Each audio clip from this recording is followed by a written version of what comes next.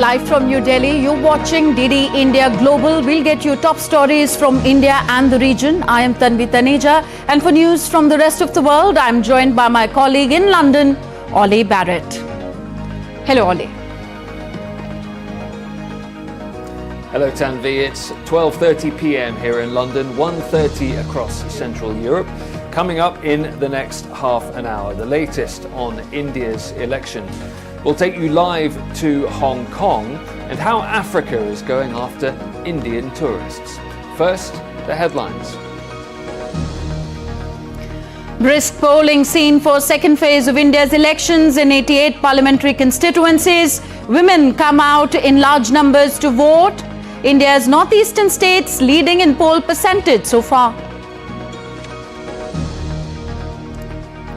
India's top court rejects petitions seeking a return to the ballot system or to tally all paper slips generated as proof of voting by electronic voting machines.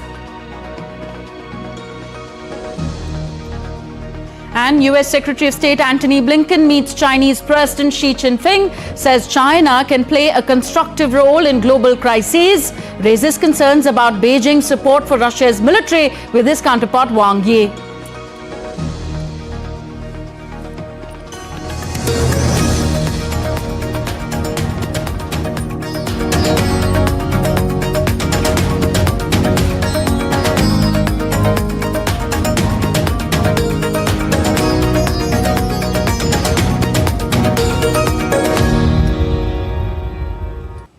First news from India. Polling is underway for the second phase of India's parliamentary election in 88 seats across 13 states and union territories, all 20 seats of Kerala, 14 of 28 seats in Karnataka, 13 seats in Rajasthan, 8 seats each in Maharashtra and Uttar Pradesh, 7 in Madhya Pradesh, 5 each in Assam and Bihar, 3 seats each in Chhattisgarh and West Bengal, and 1 seat each in Manipur, Tripura and Jammu and Kashmir are going to polls in this phase.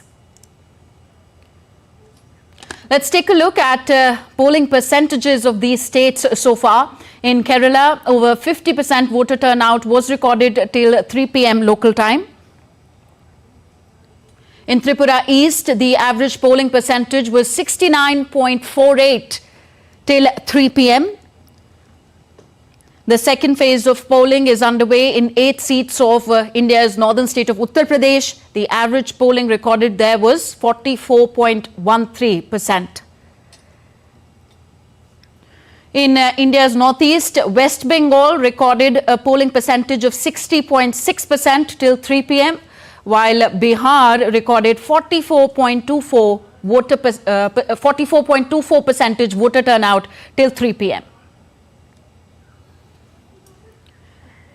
And the western state of Rajasthan registered 50.27% voter turnout till last reports came in.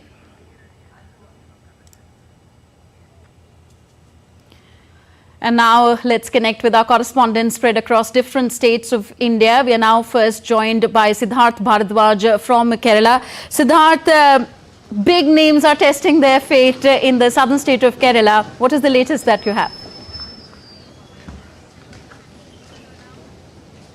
Well, a very good evening to you, Tanvi. And before moving further, I would like to tell you some figures. Till 4:30 p.m. we have where I'm standing right now, Wayanad, the polling percentage is 61%, and that too of the state of Kerala is 58.52%.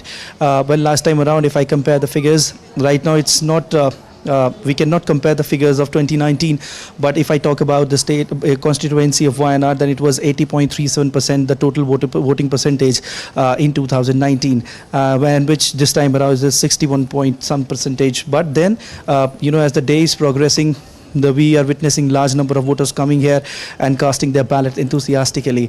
Once the voting will end at 6 p.m, then only the exact numbers will come out, and then only we can just compare that if the voting percentage has gone down or voting percentage has gone up.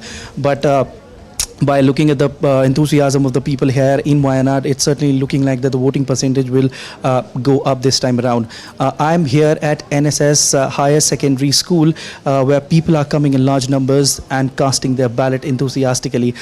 They now know that what it means to exercise their right. They know what it means to vote, and they are now voting for the development. They are voting to get their problems resolved. In the state of Kerala, Tanvi, 20 seats are up for grabs, and in every constituency there's one or the other problems. If I talk about Wayanad, the major problem here remains of the animal-human conflict, which is hampering the life of human beings here in many ways, especially financially, because they cannot even grow their crops. If they're growing their crops, then wild animals are destroying their crops. They are not sending their children to tuitions because they are scared that the children might get attacked by wild animals. And this is coming at a time where at least 3 people this year itself have been trampled by wild elephant. Now I will request my camera person to actually pan the camera and show you that how enthusiastically people are coming here in large numbers, especially women voters, to cast their ballot. And everything here in NSS Senior Secondary School, Tanvi, is going in a very smooth line manner, in a very streamlined manner. You can see the officials are also deployed to make sure that everything goes smooth. And you can see now here the number of women voters. It's happy to tell you, Tanvi, that women are now understanding that what it means to vote. They're coming here in large numbers and actually exercising their right. Yes. So look at the smiles on their face. Yeah, it's really heartening to see. They are actually holding the slips and waiting for their numbers. Yeah. And Tanvi, Tanvi, be it a first-time voter, be it a youth, be it a senior citizen, or be it a person with disability. Yes. Everyone is so excited to vote. Yes. Because this time around, the dynamics are changed. Here, it's no more UDF versus LDF. Yes. With BJP coming to the fray, yes, it has become a triangular contest. And Wayanad will be a name that many would be looking out in the for. State. Yes. And in the constituency as well, Tanvi. Yes, so Wayanad will be a name that everyone would be looking out for. Rahul Gandhi is also testing his fate from here. Thank you, Siddharth. Let's go to Akshay Dongre now, who is joining us from Uttar Pradesh. Akshay, it is often said that the road to Delhi goes via Uttar Pradesh. So 8 key Lok Sabha seats from the state in this phase. How has the voter turnout been so far? Well, Tanvi, as far as the voter turnout in the morning is concerned, it was fairly okay to say, because early leads are showing that people were actually turning out of their homes. However, till 3 p.m. it seems that somewhat the voter percentage has stagnated. If we look at the numbers that have been given by the Election Commission of India, then at least till 3 p.m. the voter turnout was below 45%. In fact, it was 44.13% in all of the 8 constituencies, and the highest number of people turning out to cast their vote is in Amroha, where the voting percentage is above 50%. It is 51.44%. As far as the other constituencies are concerned, I would like to just give you the broad constituencies from Mathura, where BJP's Hema Malini is contesting. The voting percentage till 3 p.m. was below 40%. That was 39.45%. In Gautam Buddha Nagar, it is 44.08%. So somewhat the urban apathy is playing a role here in especially the urban areas. The voting percentage of Noida in Gautam Buddha Nagar, the Noida Assembly constituency, has also seen quite a low voter turnout, below 40% till 3 p.m. So, as the experts were afraid, they were warning that urban apathy may play a role, because the voting day is on Friday. The people may consider it as a long weekend, and that is, it seems, playing out. However, we spoke to Dr. Mahesh Sharma. He said that the voting turnout will increase till the end of the day, and also because of summers, people do not usually turn out during the afternoon. They start to turn out after 3 to 4 p.m. So we're expecting the numbers to go up significantly if the polling percentage has to be anywhere close to the last time around. Tanvi? All right. We hope that the voter percentage in Uttar Pradesh climbs. Thank you very much, Siddharth and Akshay, for joining us on DD India Global. Moving on now, India's northeastern states, Assam, Tripura, West Bengal are leading in poll percentage so far. Our correspondent Deepika Mehto sent us this report from East Tripura's ADC Maharanipur village on the voting arrangements made and the turnout so far. Listen in. We are now in the internals of the East Tripura Kuwai district. This particular area is called Prasar Bharati. You can see right now on my left the queue of voters who've come here, and on the other side we also have a line where the male voters are there. Now there are in total 9 candidates who are contesting at this East Tripura constituency. Out of 9, one is Jitendra Riyang, who is from the CPIM, and the second seat. The second candidate is BJP's Maharani Kriti Singh Deb Burma. This is the line of the male voters who are here, who've lined up to cast their votes in the East Tripura Ashram Bari area zone. And out of the 9 candidates, the rest 7 are independent candidates. So it is a tough fight for both the candidates, for both the parties, the BJP and the CPIM, and it remains to be seen. Now, meanwhile, you can see the arrangements. Above my head is a shade which has been provided to protect the voters from the scorching sun, from the heat, and also there are water stations which have been put here for the voters. Apart from that, benches have been provided for the voters over here so that they can sit and wait for their turn to come. And all the arrangements have been ensured by the Election Commission of India here at this particular zone, which is booth number 56 of East Tripura. With camera person Kumar Datta, this is Deepika reporting from East Tripura. Okay, from India's east to India's south now, a special pink booth called Sakhi has been set up by the Election Commission of India for youngsters and senior citizens in India's Silicon city of Bengaluru. The booths are managed by women. Aisha Khanam reports from Bengaluru.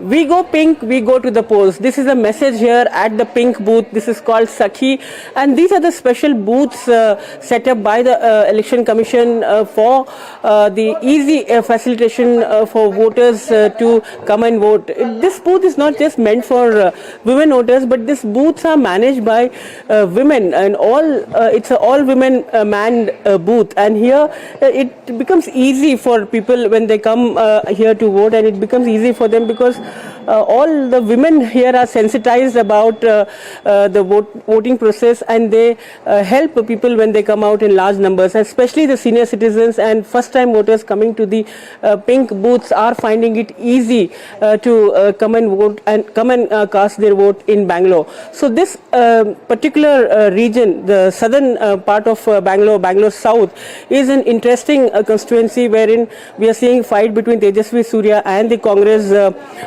Soumya Reddy, and this constituency is largely an educational constituency, despite the fact that there is an IT city close by, in the information technology hub close by. Sometimes the IT crowd leaves the city for a holiday, but this time many voters are turning up and they want to vote, and the message is clear that the awareness with regard to the responsibility of the citizens and their vote has set in, and people since morning have been turning out in large numbers. And the Sakhi booth like these across the 14 constituencies in Karnataka are helping voters come and exercise their franchise. Another interesting story now reflective of India's vibrant democracy. In India's northeastern Manipur state, a special polling station was set up for a lone voter in Tengnoupal district. Hen Valelian Kaimong, who originally hails from Inner Manipur parliamentary constituency, had taken shelter at a higher secondary school in Moray town of Tengnoupal district due to ethnic unrest that had broken out in the state last year. He was left out in the first phase of polling. With the special arrangement made, he was able to cast his vote on Friday.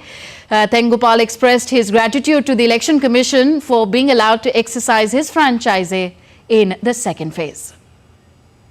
I thank the Election Commission of India, the Chief Electoral Officer of Manipur, and AC Tengnoupal for giving me the opportunity to exercise my voting rights.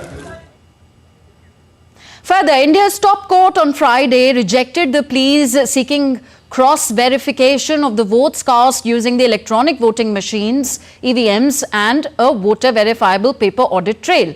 The court also rejected a return to the ballot paper system for elections. The court said that it had discussed the election protocols and technical aspects and therefore rejected the request for 100% verification of the electronic voting machine votes with VVPAT slips.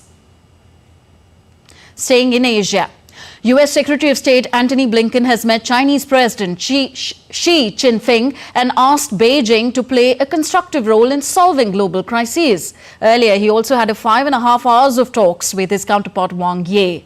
My colleague Ollie Barrett is in London. He gives us more on this and other stories making headlines around the world. Ollie, a very crucial trip here by Biden to stabilize US-China ties. A crucial indeed trip from Antony Blinken, Tanvi, as you say, and those talks with Xi Jinping in Beijing came after meetings with the Chinese Foreign Minister Wang Yi and the Public Security Minister Wang Zhaohong as well. The US Secretary of State says he raised concerns about China's support for Russia's military in its conflict with Ukraine. The two sides also discussed Taiwan and tensions in the South China Sea.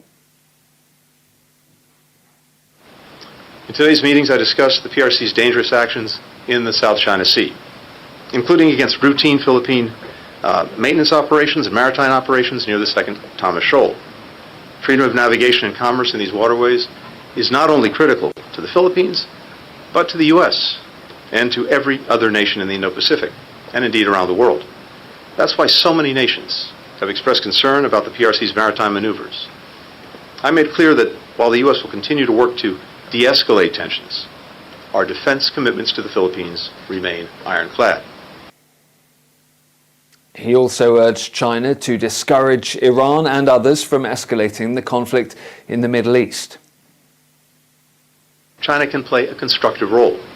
I encourage China to use its influence to discourage Iran and its proxies from expanding the conflict in the Middle East, and to press Pyongyang to end its dangerous behavior and engage in dialogue.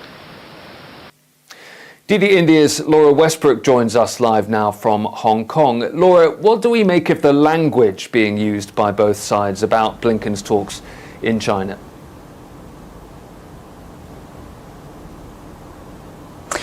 Well, we just heard from Antony Blinken, and both sides really were keen to stress that there were areas of cooperation. For example, in making more exchanges of students between the two sides going to the United States and China, as well as the issue of counter-narcotics in stopping fentanyl and its precursors from reaching the United States. But Antony Blinken had some strong words when it came to Ukraine.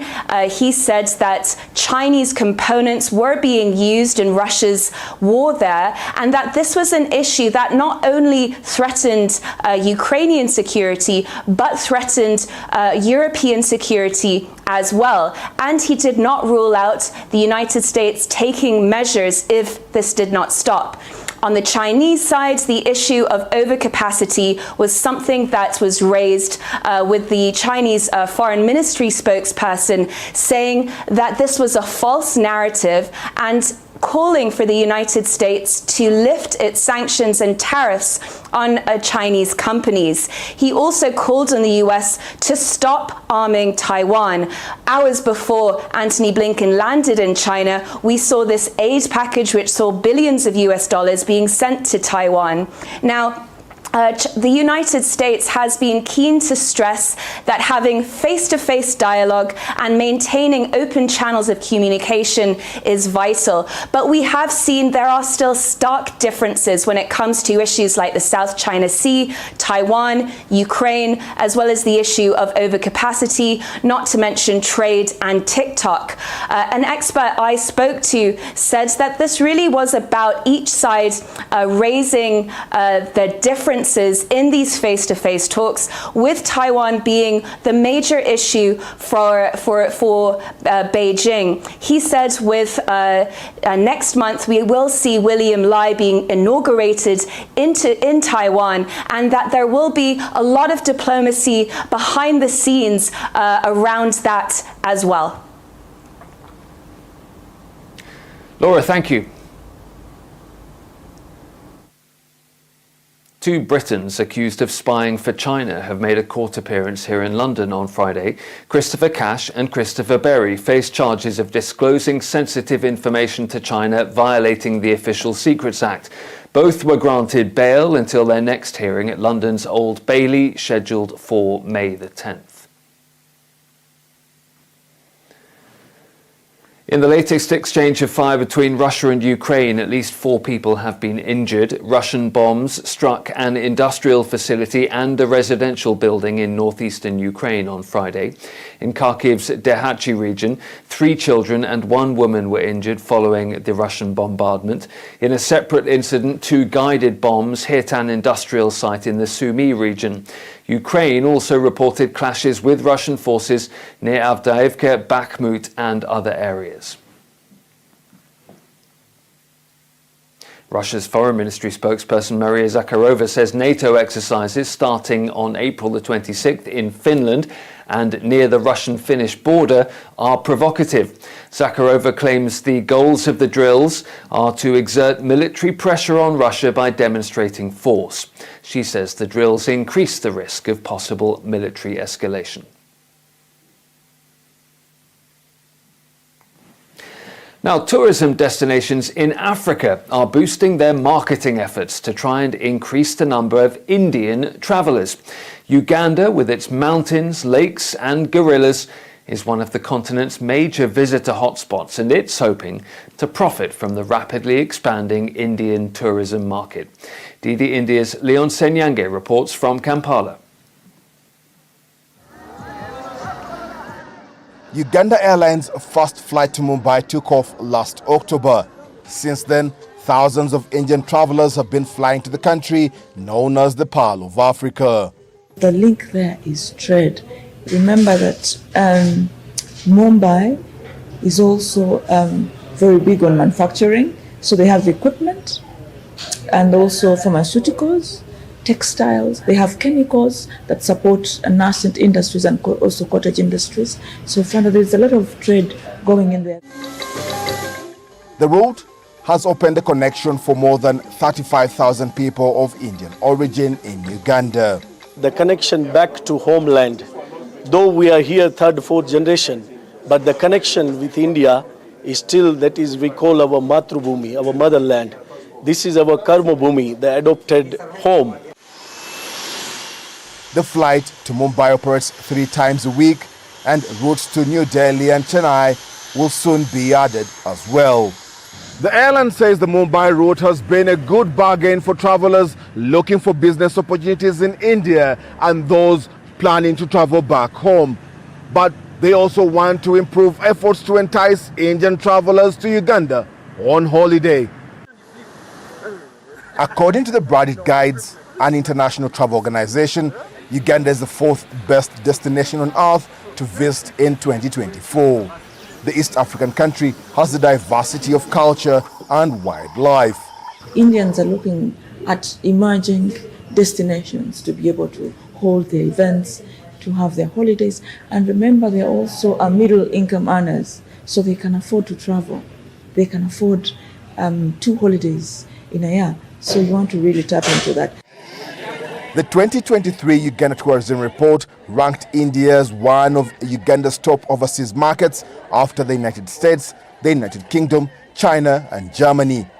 Tourism is cutting through as a viable area for economic development. You will see a lot of engagement between India and Uganda in the space of tourism. That's a sector I expect to boom much ahead of any other sector.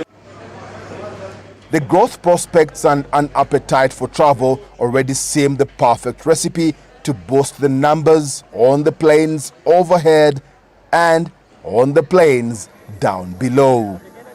Leon Senyange in Kampala, Uganda, reporting for DD India.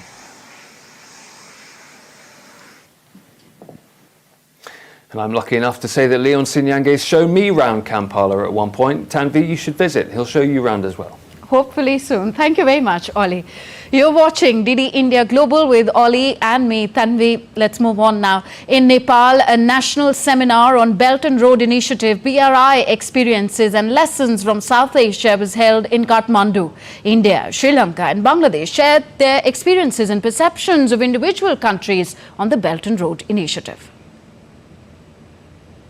And next we take a look at other stories making news around the world. German Chancellor Olaf Scholz has voiced support for greater reliance on private investment to fund climate action. While addressing at the Petersberg Climate Dialogue in Berlin, Scholz said that we need a new approach to funding of climate action worldwide. Thailand's Prime Minister Srettha Thavisin and Bangladesh Prime Minister Sheikh Hasina met in Bangkok on Friday, sealing agreements to enhance trade, tourism, energy collaboration between the two nations.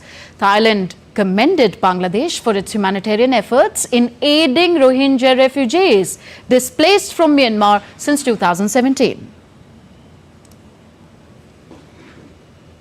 The list of Time magazine's 100 most influential people for the year 2024 is out.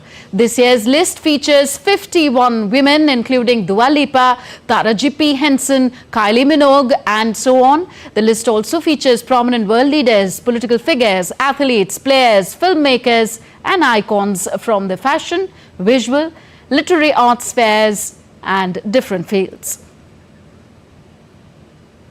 And let's now take you to India's state of Odisha, where sand artist Sudarshan Patnaik is raising voter awareness in his own way. He has created a sand art with the message, "My vote, my duty."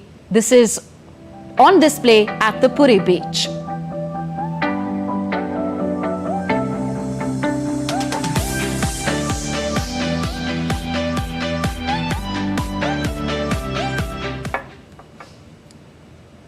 And here we are also supporting the Chunav Ka Parv, Desh Ka Garv. Nothing like voting, I vote for sure. So here's giving this message to vote for sure to all our viewers here in India. With that, it's a wrap on this edition of DD India Global. You can catch all the latest news and updates on our DD India mobile app. The app is available on both Android and iOS platforms. And you can also check out our social media handles on different platforms at DD India Live. That's it from my entire team here. I'm Tanvi Taneja. From all of us here in New Delhi, thank you for watching. Namaskar.